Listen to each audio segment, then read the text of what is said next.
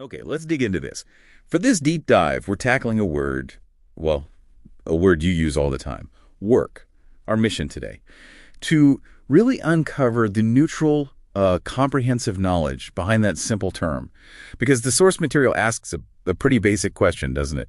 Do we just know work as, anything done to get paid, or is there something deeper? Right. And what's really striking is how quickly the sources just blow past that narrow definition. We tend to get stuck on jobs, on occupations, and, well, miss the bigger picture. The sources are clear. Work is much, much more than just earning money. It goes way beyond that. Yeah, that broader definition is key here.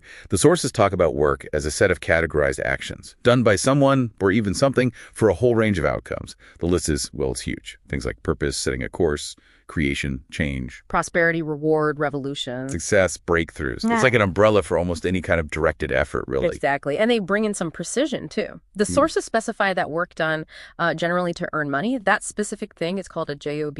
Okay, so job is the money part. Pretty much. But lots of crucial work isn't a job in that sense. Think about it. Some work is done for, let's say, permanent achievements that aren't cash, like securing freedom or maybe fulfilling a big promise or establishing something solid for the future. The payment is that achievement itself, not dollars. Right. That makes sense. So let's get into the requirements then. The sources talk about how diverse work is. Good, bad, possible, impossible, hard, easy, even dangerous work.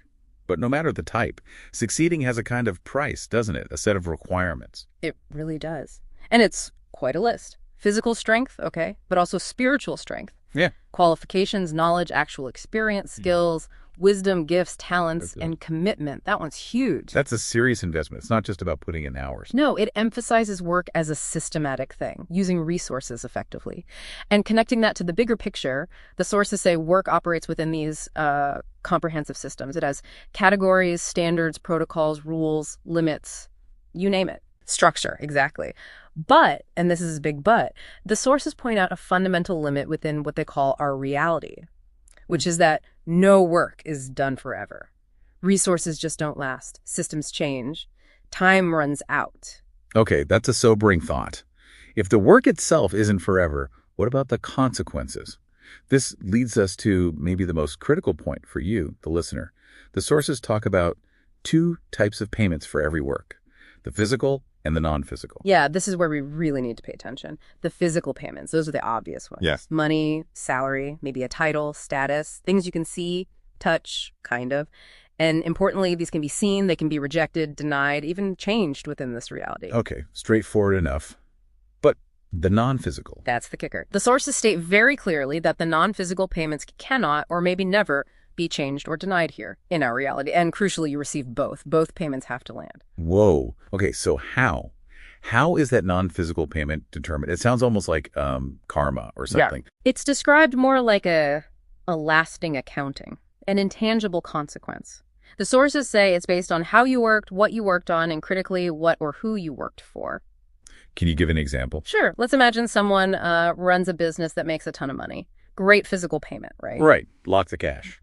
But maybe they did it through, I don't know, really corrupt means, or exploiting people, or damaging something essential.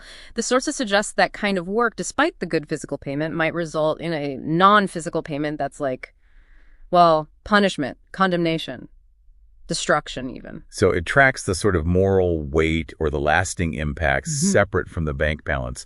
That feels incredibly significant. Is there any way at all to change that non-physical result after the fact? Well, the sources offer only one way out. They're very explicit. Non-physical payments cannot be changed unless there's an intervention. And they define that very specifically. An intervention of power, of grace, of salvation, of divine. Transformations from beings or things above and beyond our reality. So basically, something outside the normal system has to step in. That's what the sources indicate. A power beyond the rules of this reality. Okay. Wow. So wrapping this up then, what's the main takeaway for us day to day from this whole deep dive into work? If both payments are inevitable, the physical one we see now and this non-physical one that lasts, then the practical advice seems pretty clear, doesn't it? It's probably better to aim for and hope for good works, rather than chasing bad ones just because they seem popular or pay well physically, right? That seems to be the logical conclusion from the sources, yes. And maybe a final thought to leave you with. Work, in this broad sense, is what makes everything happen. It runs things, creates things, drives things. Without it, nothing gets done, created, or earned. So maybe no work, however small it seems, should just be dismissed or, joked about, especially considering those two types of payment that always come with it.